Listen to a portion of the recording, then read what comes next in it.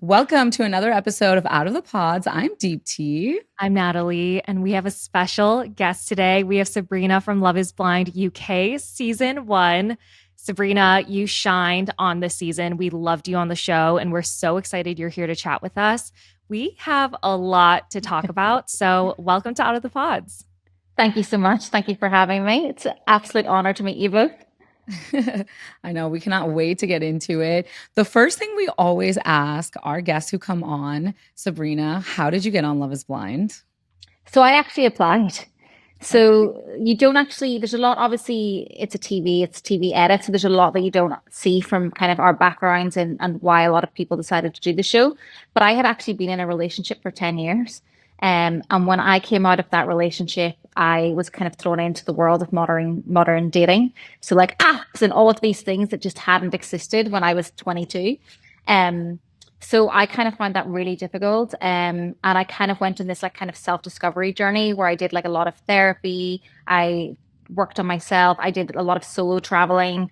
And then when I kind of saw the ad for Love is Blind, I was like, do you know what? I'm really in the right place in my life that I actually, I'm ready to meet a life partner and someone I can spend my life with.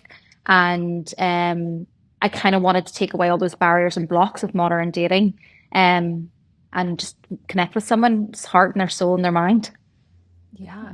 Wow, I love that you did that. Deepti and I both applied for our season as well. But what was really interesting is most of the women on our season applied, but most of the men were actually found through social media or other dating apps where like a casting director would, be on a dating app.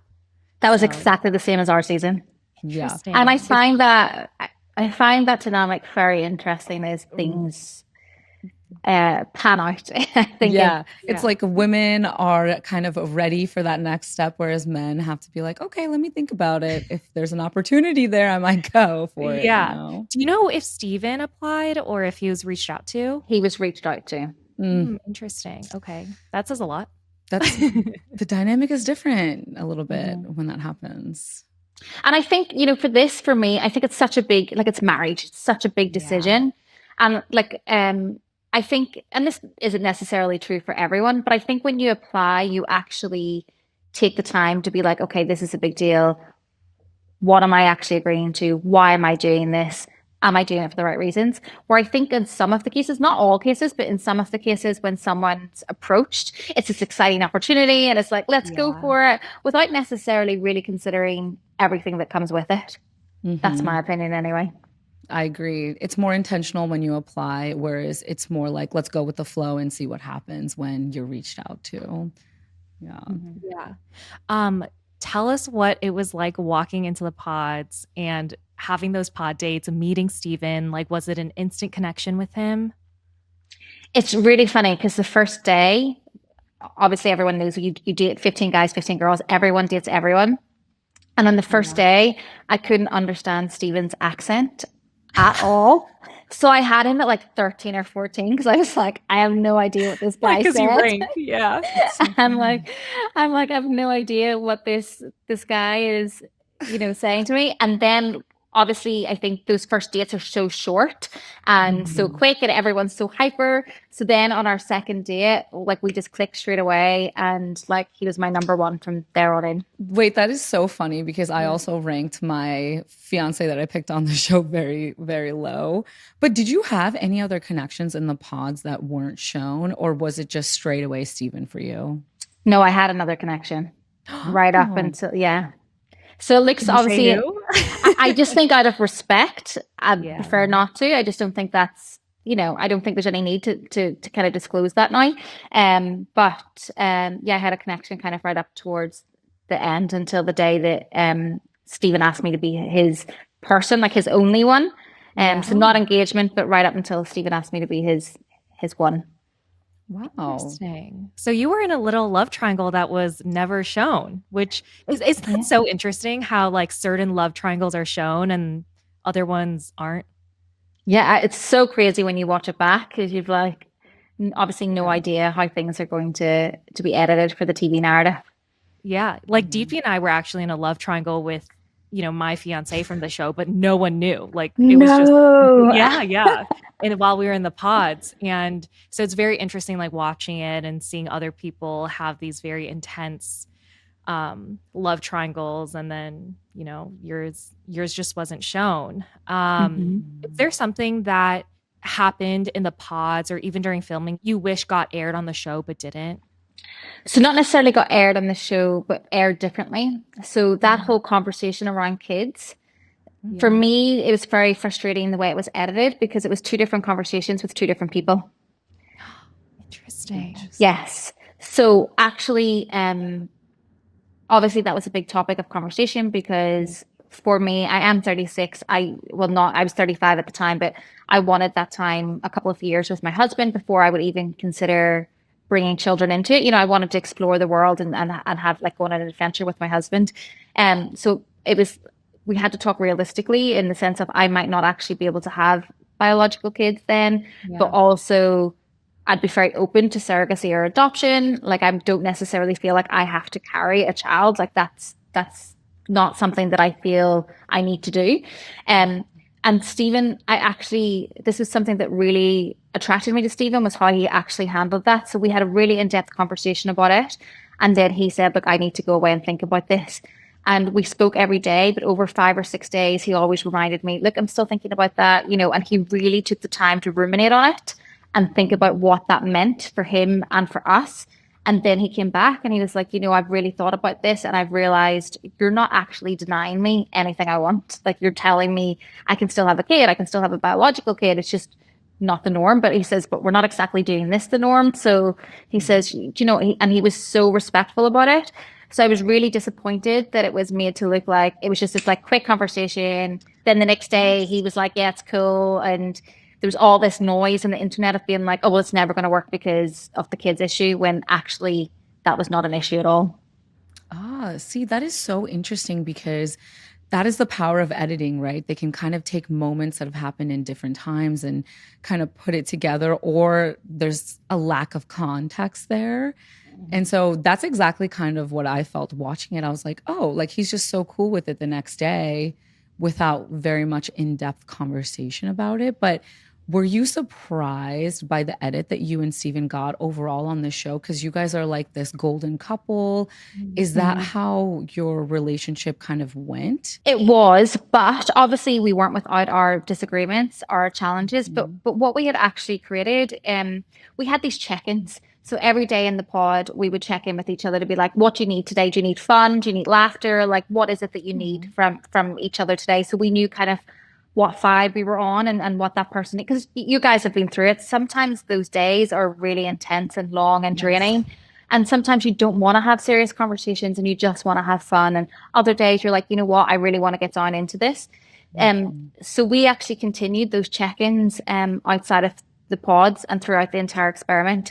So every morning off camera, and like that was our stipulation, we're not doing this on camera, this is our safe space, and we would sit down with a cup of tea and coffee and we would talk about, okay, how are you feeling, and any grievances or concerns that we had, we would bring into that check-in. So that's kind of how we handled our conflict throughout, or any issues or any concerns. Okay, that is so smart. I feel like more people, if anyone listening out there, any of our pod besties who are cast on a future season of Love is Blind, I feel like that is so smart to do. Like, because those days, just like, like, especially when you're in the pods and you're talking about serious things day in and day out, it gets so draining on you, especially because you're also sleep deprived and you're like overwhelmed, with, I don't know, all everything and the cameras and everything. So that's so smart. You guys did that. It was a really important part of our relationship, and one of the reasons we were so strong throughout, because we had this really strong foundation and space for communication. Wow, that's awesome. I think that's one of the things that I admired about you and Steven watching the show, is it did seem like you guys communicated very well and often enough where you like some people would throw out like, oh, is this going to be an issue? But you guys always had like a solution pretty much for it, because it sounded like you guys talked about it before you started filming the actual scenes. But we'll get into communication breakdown later.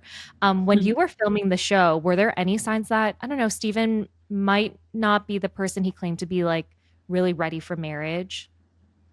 Honestly, no. Like genuinely fell in love with Stephen in the experiment, and yeah, like I think you can see that. I think you can genuinely see the love that was there. So yeah, no, I think no is the short and the long answer. It was just, you know. And I think that's kind of what Stephen kind of alluded to at the reunion too. He was like, it's easier to kind of portray the person that I want to be in the pods and through that experience when, the cameras are there, things are getting paid for, things are getting scheduled and planned. And I kind of resonated with that because it is kind of easy for that.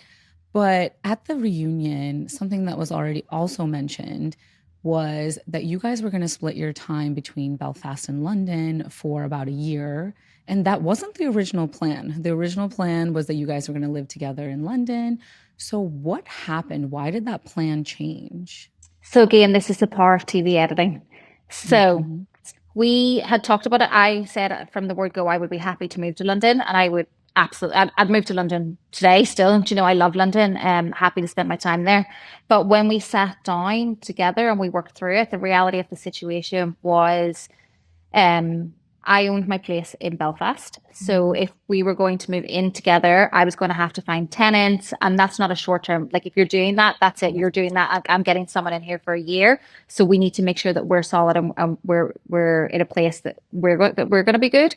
But on the flip side, Stephen was shared a flat with another girl, so it wasn't a case of just I couldn't move in there. Like, what was I going to do? Just move into that room? Like that wasn't an option. So what we decided was like, okay, like we'll give it some time, but what we'll do instead of doing long distance is you'll come spend time in Belfast with me. I'll come spend time with you in London, and we'll split our time so that we're not doing long distance. We're still spending time together as a married couple, but it gives us time to figure out what is the best solution for everything. We kind of had some really big conversations around it, and we were like, we're making enough big decisions for this moment. Like, let's just ease back into it and see, find the right solution, I think is the appropriate kind of way of putting it. Yeah. That's a lot of change.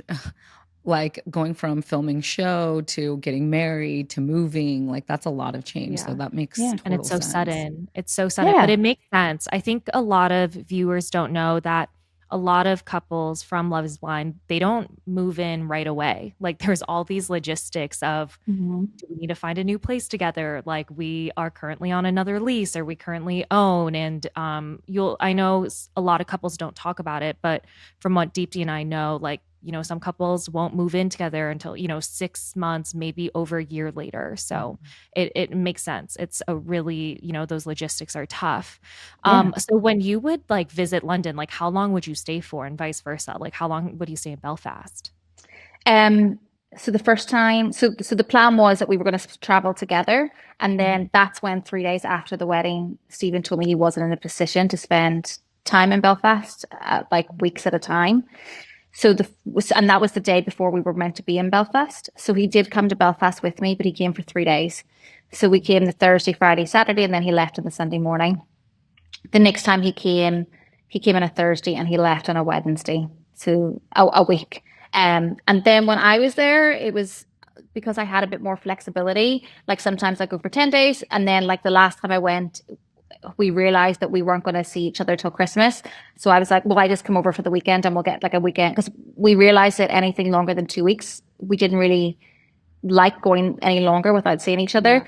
Because you're newly married and you're trying to make it work. So I threw in that like last little weekend in December before Christmas. So that was only Thursday to Monday. So it was like 4 or 5 days. And I think that was the shortest that I went over for. Interesting. Okay. Stephen did mention that he couldn't come to Christmas because he mismanaged his finances a little bit. And I mean, as the audience, we kind of got the illusion that he struggled with his finances. Did that topic ever come up in the pods? Or when did you start to notice that that was an issue for him? After marriage. And I think that's where I was really upset because, on camera, like you see him talking to my mom and my family and saying, I'm good. Like I have flexibility to be in Belfast. I have my business. I have, I have success. I have this, I have that. And that's what I was told the whole way through. To then 3 days later to be told after 3 days after we get married, be like, actually, I need to stay and hustle in London. And I was like, that's a conversation we should have had before we got married. In my opinion, that's definitely, but I was like, do you know what? It's fine. We're married. Like I will support you. And there was a lot of talk about when your business started taking off. What people don't realize, I did not actually earn any money until the January. So 5 months after we started filming. And by that, or stopped filming. So by that time, our marriage had broken down. So I actually wasn't earning any money that entire time, but it was still me traveling back and forth, putting in the effort. And I think that's where then at Christmas I was frustrated because it was like, it's your turn to show up. And in those couple of months, Stephen had done 2 trips away with his friends and he was out nonstop. Not even 24 hours later was he posting him out in London with the lads. And it was like, you could have came if you wanted to. Yeah. In my opinion. Agreed. I feel like, it says a lot when he says, I mismanaged my finances. While you weren't making money for 5 months, but you were able to manage your finances to prioritize him. And so I think it just says a lot in terms of, I don't know, I guess who was very serious about that marriage. But, going back to the finance talk, because I feel like a lot of people are curious about that. Like, how deeply did you guys go when it came to talking about finances before saying I do at the altar? We did. We went deeply, even in the pods, and we had conversations of very much was like, what's mine's mine, what's yours is yours. Like, to be fair, like it was very much like, yeah, once we're married, we're a team, but like whatever you're bringing to this marriage is yours. So which I really respected as well because I think that's a great outlook. But I think, and this is where I feel a little let down by the show, in the sense that we're not given prenups because there's not enough time. That's crazy. Fall is upon us, and I could not be more excited. We can let our hair down again after a hot summer. If you've noticed your hair is shedding more than usual, like mine is, it could have something to do with your tight braids or ponytails or all of that sun your hair was exposed to over the last few months. That's why this fall is the perfect time to add Nutrafol into your daily routine and improve your hair health. Nutrafol is the #1 dermatologist recommended hair growth supplement brand, trusted by over 1 million people. So see thicker, stronger, faster growing hair with less shedding in just 3 to 6 months with the Nutrafol. With the Nutrafol subscription, building a hair growth routine is simple. Purchase online, no prescription required. Get results you can run your fingertips through. For a limited time, Nutrafol is offering our listeners $10 off your first month subscription and free shipping when you go to Nutrafol.com and enter the promo code OOTP. Find out why over 4,500 healthcare professionals and stylists recommend Nutrafol for healthier hair. Nutrafol.com, spelled Nutrafol.com, promo code OOTP. That's Nutrafol.com, promo code OOTP. I feel like when it comes to finances, I feel like Deepti and I had the same conversations. How are we going to split everything? What are we going to bring to the table? But I think about it and I kind of wish I asked more like, things like, how much do you have saved up? Like, how do you prioritize? Like, how do you split your savings? Like, do you invest in like a retirement fund?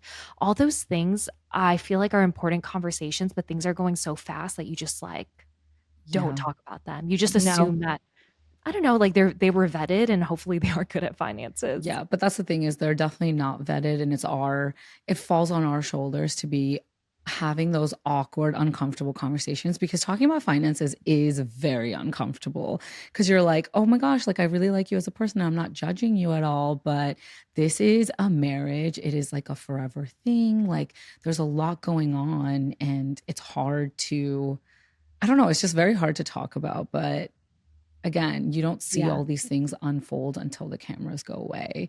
And, you actually have to live with this person and, kind of merge your lives together. Or I want the receipts. I was like, I want to see the actual bank statements. I don't want to, like, whatever you tell me, I don't care about. I want to see it. That's where a prenup would be beneficial for everyone because everything would come out in discovery. If you're having a prenup, no, because I don't believe that Stephen's ever going to ask me for anything. I really don't. That's just not who he is as a person. He's not going to say, I want half of this or I want this.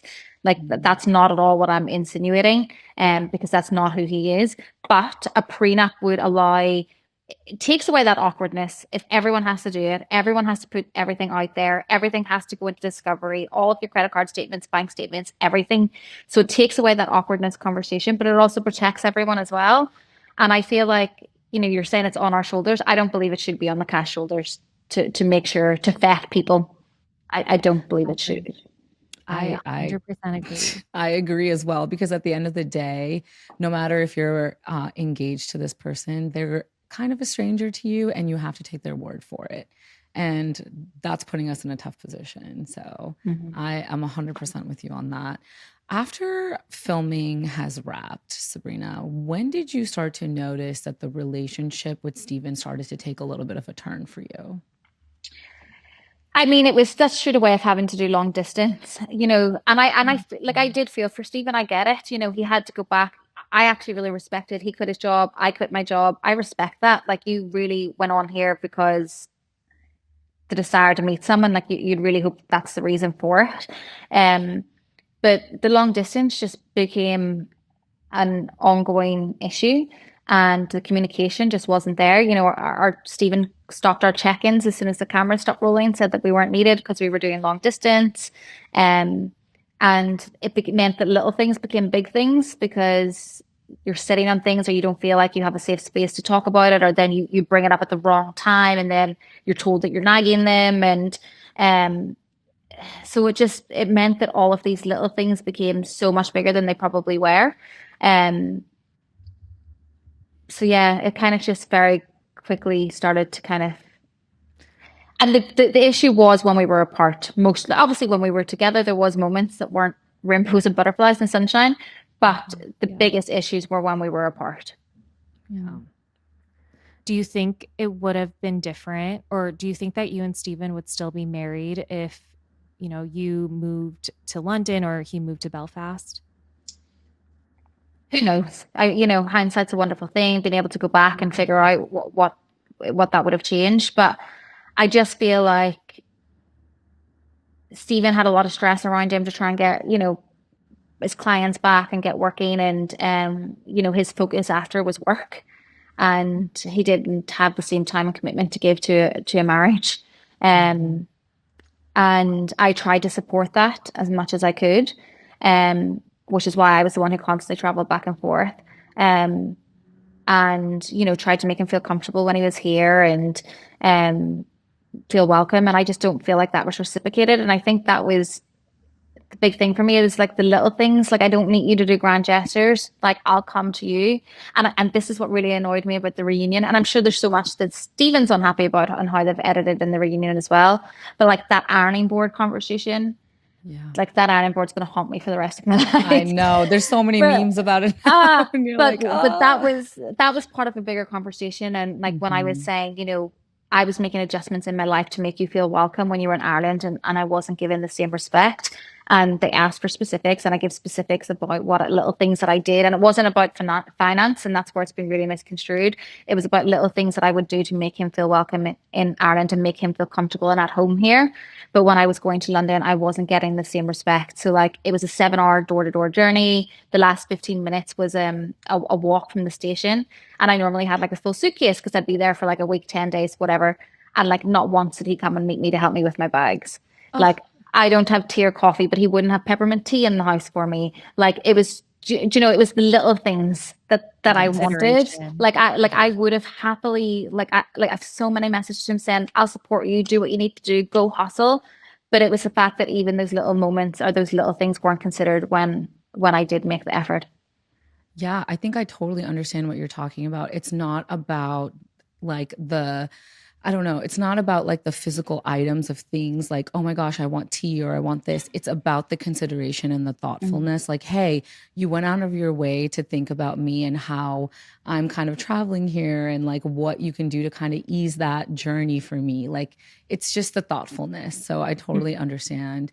And I feel like, watching you guys at the reunion, it was very emotionally charged. And you'll have to tell me if this is like editing or the way that they just kind of showed things. But I at the reunion, Steven said a lot of things that you were saying are not fact and kind of insinuating that you were being dishonest. Like, do you know what he was alluding to when he was saying that? No, and to be honest, I feel like Stephen was probably taken aback because I don't think he expected me to come in there and be like, you know what? This is the reality of the situation. But for me, it was really important. Like I felt like I had held on to so much for so long. So for me, it was really important for me to go out there and say how I feel so I could have my closure. And I think Stephen was really taken aback by that. I can hold my head high in the sense that I have not lied about anything.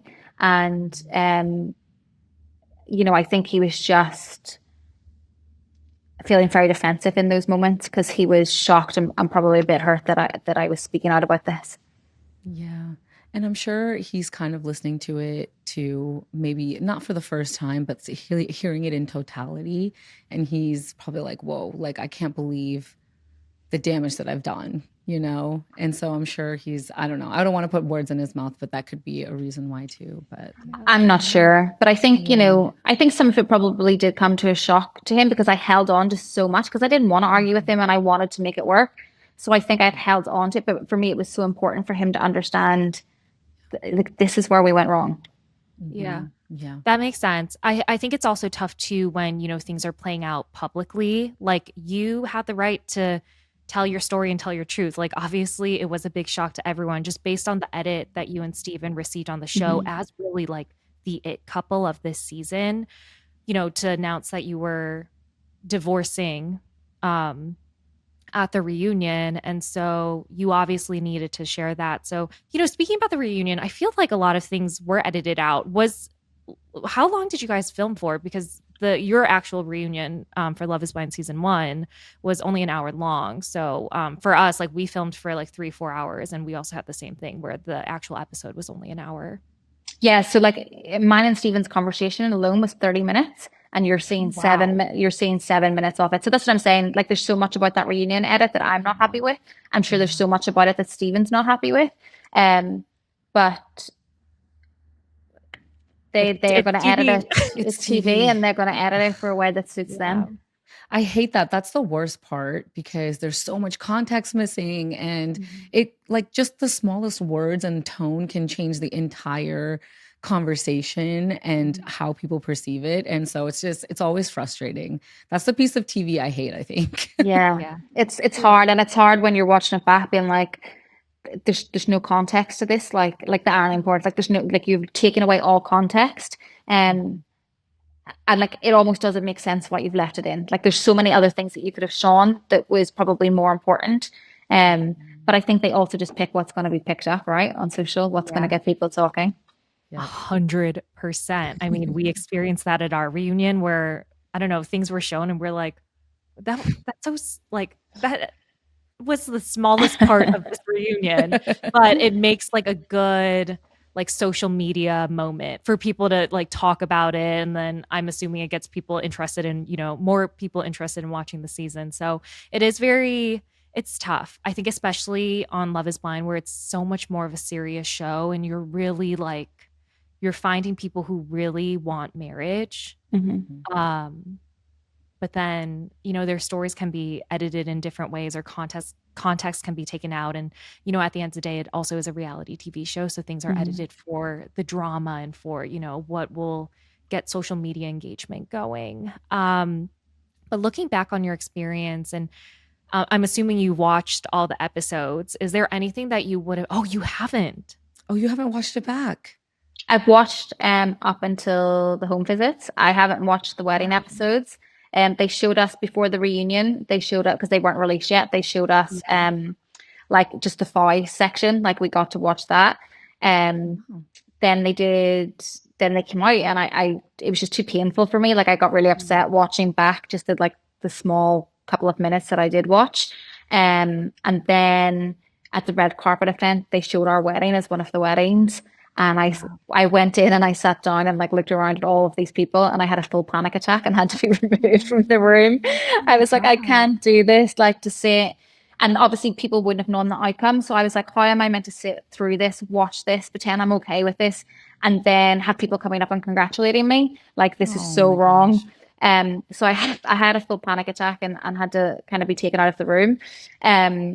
So I haven't went back, and it's just too much. It's too painful for me, because I think it's just a reminder of what could have been, and what it's not. So I haven't watched any of the hen and stags, the weddings, or the reunion episode. You know what? You can take your time with it as you're on your healing journey. You know, maybe a day will come when you can, or you just never have to. Yeah. But yeah, I Yeah. think doing the right thing for your own mental health and making sure you're Yeah. taking care of yourself. Because it's a Yeah, lot. It's Oh, I bet. I mean, I think about it too, where the two couples who got married on our season divorced ultimately. okay. And yeah, it's painful. I don't think people realize, like, yeah, it's just a reality TV show to viewers, but it was our lives at the end of the day. And it's tough. I know one of my best friends from our season got divorced, and she's also like, it's painful just Yeah. having kind of, I don't know, those episodes be permanent and just like out there, and then you think back like, Yeah. oh, there was a time, and reflecting on that too.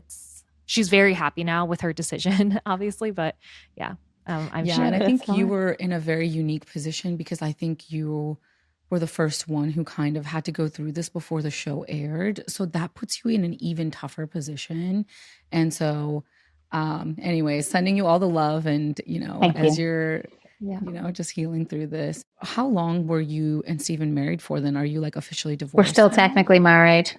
Okay. Okay, so Okay. you're going through that process too. Going through that So there's a process. lot going Yeah. on. I think that's what's really hard, because obviously, as the show, and I'd say this was very difficult for Stephen as well. You've broken up, but you can't tell, anyone. Like, if you're having a really hard day in work, like if you're really triggered by something and you're having a bad day in work, you can't say, sorry, I'm actually going through this breakup that's about to be broadcast to the entire world.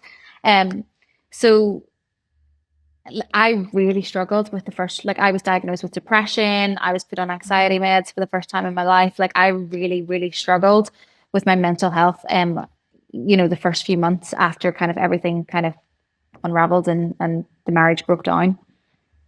Yeah. That's really tough. I'm sorry. I'm so sorry. Yeah. It's tough too, because I think that when you're filming the show, you're also on a high, especially I think when you say I do at the altar, and it's like so exciting, and then everything just goes away too. And I feel like, yeah, I don't think people really understand like the mental health impact too of like filming this show and the aftermath. And especially for you, I think the pressure of like, this didn't work out, and then, the show has to come out, and it's kind of like reliving it all over again. So triggered by it all. But Yeah. and it's going in and being like, I'm fine, everything's normal. I'm like, I'm Yes. good. But in reality, I'm like, how am I going? Like, my marriage broke down. What I need to do? I need to speak to lawyers. I need to do this. I need to, and like, nobody has a clue what's going on. And I suppose like there's even people that are like good friends of mine who I couldn't tell because they weren't at the wedding, so they hadn't signed NDAs. So then you have to deal with, when it comes out, people being like, "Are you kidding me? Like, you didn't invite me to your wedding? Like, you're married? Like," and it's like,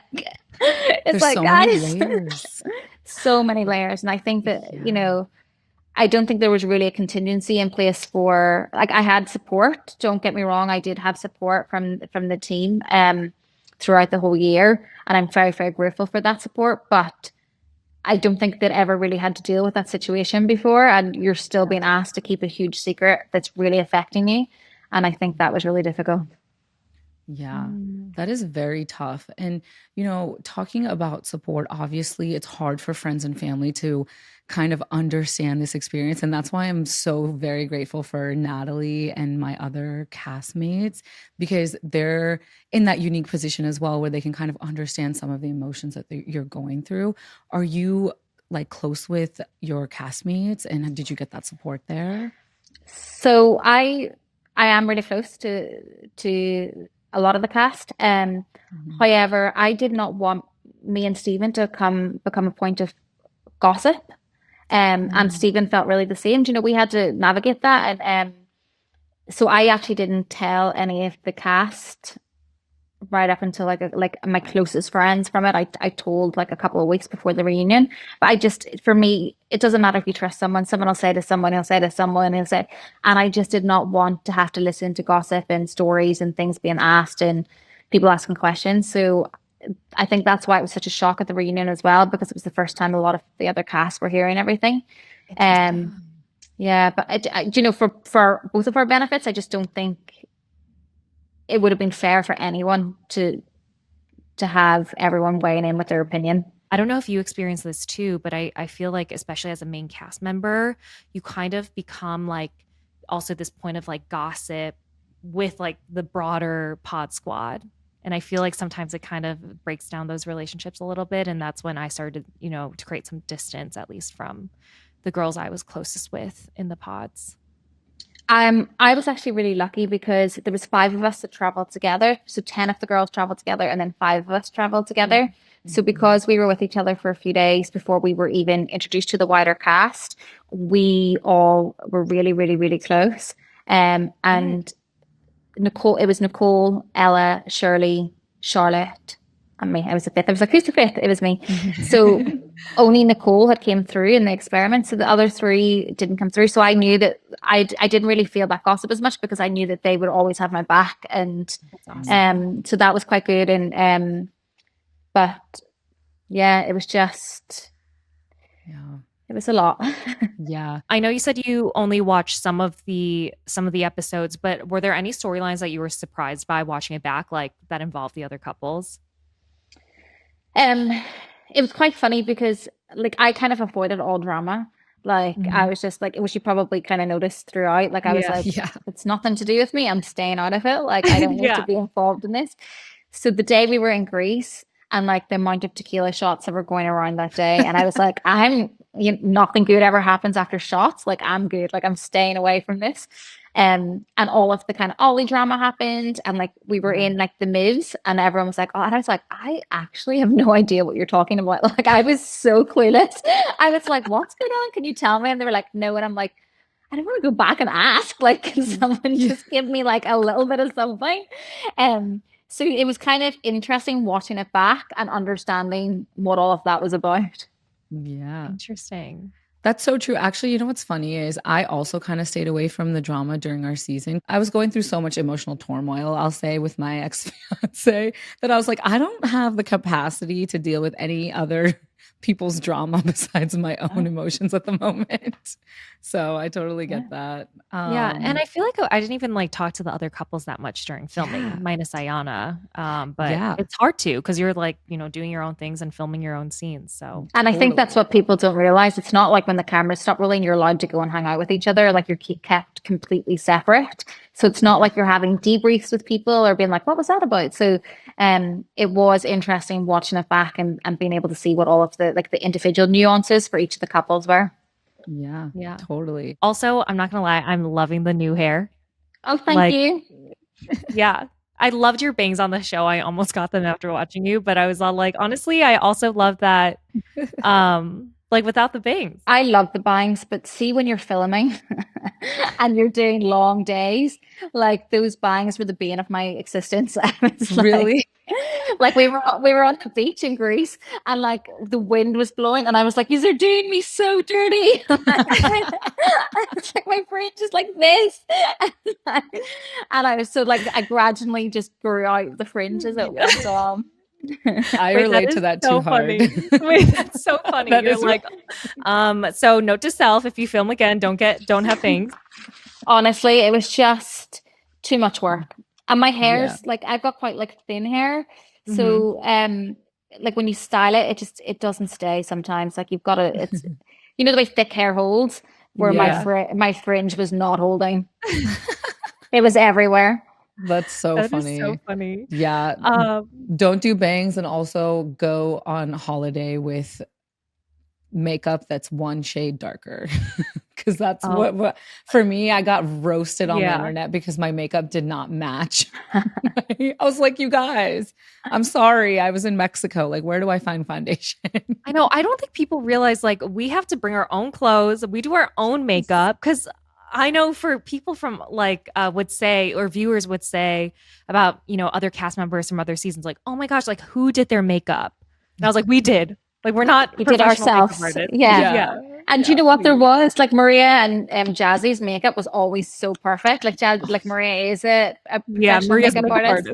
And I was just like, this is so unfair. And like at the day of the hen, everyone was like, Maria, do our makeup. And she was like, go away, guys. Like, no. She was like, I don't have the time for this. That's so funny. So we have a couple questions from our pod besties, so our listeners. So this one came from our pod besties. Why were you and the women originally not following Catherine on Instagram when the show came out? Obviously I can only speak for myself, but I actually like it took me quite a while to even acknowledge the show on my Instagram, as you probably saw. Like I think it was 2 weeks after cast was announced before I was like, oh, I guess I have to have a conversation about this. So I was just following back people who followed me. So when Catherine did follow me, I followed her back. But as for the other ladies, that would be a question for them. But for me, there was no ill intent or there was no reason behind it. Yeah. Oh, okay. So people need to stop reading into it too much. Yeah. No more speculation, guys. Yeah. After going through this experience, do you think Love is Blind? Yes, to an extent though. And I said this the whole way through, and I said this on camera as well. I think what Love is Blind allows you to do is connect with someone's heart, mind, and soul. And it allows you to connect on those things straight away and takes away all of that physical element. However, there still has to be that physical attraction. I feel like it's like a jigsaw puzzle, and that attraction is the last piece. And I just don't think that you can be in a successful relationship without being attracted to your partner. So I think, yes, you can definitely fall in love with someone blind, but it doesn't mean that you'll continue with that person if you're missing that attraction. Yes, if that makes sense. Did that make sense? No, that makes so much sense. That's, I think, what the answer that I would give also. I think it can be blind. But if you could do the show over again, would you still choose Steven as your partner? Yeah, I really genuinely fell in love with that man, and there's so much that you guys don't see from the pods. There was a moment he gave me his grandfather's ring to mind until we saw each other. There was a day where we just actually sat and painted together. There was so many lovely moments. So I don't think I would change. Like, the connection was real, and I think you can see that. So I don't think I would change that. But I probably wouldn't say yes if I was to do it all again, knowing what I know. And I'm sure Steven's the same. He probably wouldn't say yes. I mean, the outcome, do you know? Yeah, that's totally fair. Another one from our pod besties. Do you listen to Out of the Pods? I do. So it's funny because after I did the show and obviously was allowed to tell a certain amount of people, and they were allowed to come to the wedding, and my friend was just like, you have to listen to Out of the Pods immediately, because they're like, you're never going to relate to something so much now after what you've been through. And they were like, and I feel like it'll really help you with like the next steps. And so ever since then, I've listened to every single episode. Oh, that's we so love sweet to hear that. This is a personal question. Do you disagree with anything we said on the podcast about your season? Like something we totally got wrong? No, do you know, I think everyone's very aware that people are basing their opinions and judgments on what they're seeing, and everyone's going to have their own perspective of it. So I don't think, I think everyone's making fair assessments based on what they're seeing. I think that's why we love talking to people who've done this show, because again, there's like thousands and thousands of hours of footage that they've condensed into 11 or 12 episodes. And so we're missing so much context. And that's why I love having conversations like with you, so that we can kind of get that context and understand where your emotions were at in different parts of filming the show, and even the aftermath of everything. So we appreciate you coming on. So just a couple more questions for you. Of course. What is your current relationship status like? Are you dating? No, is that something even on the absolutely not. horizon? No. You're like, no. How's that conversation gonna go? So you might have seen on TV. I got married. My whole relationship fell apart. But you want to go on a date? Like, how are you feeling about that? No, no man, no Yeah. stress. That's gonna be No. my life motto for the. That's I too like that. funny. No man, no stress. Wait, can I just bring it up? I just need to know. Okay, because I am dating and I never know, like, should I bring up that I did the show? Do I just kind of let them find out? Because there's some men you could tell just don't know I did Love is Blind. And so I'm just like, when do I bring it up? Because I feel like it's kind of, I don't know, like a weird thing to talk about. So what do you think? Like, if you were dating, how would you bring up the fact you were on this show? Oh, I don't know. It's a really difficult one because I think what I think is going to be really difficult is understanding, and I think you talked about this in one of your episodes as well. People wanting to date you because you were in the show. Yes. I remember you talked about like a baseball game or something. There was like, it was an episode ages ago, but I was like, that's really interesting, because how are you going to understand if someone's intentions are genuine now? But then if it's the other side, Natalie, where you're dating someone who has no idea, like how are you making sure that you're being honest with them and disclosing the information that they need? So when you figure that out, you can let me know. So when, when I think do decide that I'm ready to date, because it's a really like, but I feel like if you're a few dates in and you feel confident about that person, it's probably something you do need to disclose. 100%. I agree. I think there's like a sweet spot to it. I think date 3, you got to let them know. Yeah. Even date 2. I mean, like, why not? No. Yeah, that's true. One thing though, I feel like you'll experience this, both of you, if you start dating again, is if the other person, the person you're dating doesn't know, you'll get recognized on like either on that date or a date later. And then it's like, I don't know. And then it kind of gets brought up. Well, someone will be like, oh, you're from Love is Blind, right? Or you're from that show. Mm-hmm. And then you're just like, oh, like, sometimes I'll be like, oh yeah, uh-huh. Yeah, no, it's like very, and then that's where I really struggle because you're like, how do you navigate talk that about it? Yeah. So anyways, but good luck. Let me know how it goes. Well, at least you don't have the added pressure of being like, so I got married on TV.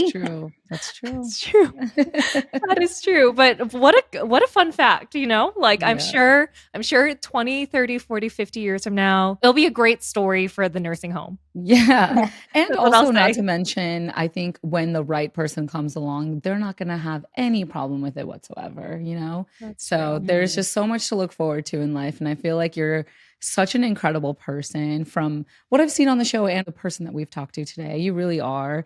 And, we're sending you so much love because I know this time period is so difficult. It took me a while to, mentally come back to who I am because the show does leave a lot to deal with, a lot of emotions you're handling right now. So just know that Natalie and I are here for you. If you ever need anything, like you can reach out to us. Truly. Thank you so much. I really appreciate that. Because it's hard because no matter what your friends, how supportive they are, they're never going to understand. Exactly. Well, we have one last question, but what's next for you? Like, what are you looking forward to? What do you have planned for the future? Honestly, I've really enjoyed the normality of just getting back to work and meeting my clients. So that's been quite grounding amongst the madness.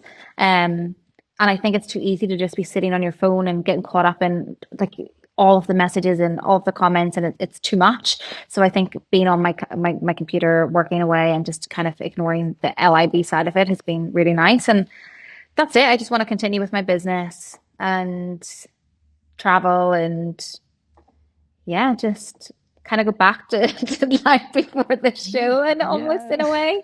And I think, before I went on the show, I was in a really, really good place where I didn't need someone. I wanted someone to share my life with.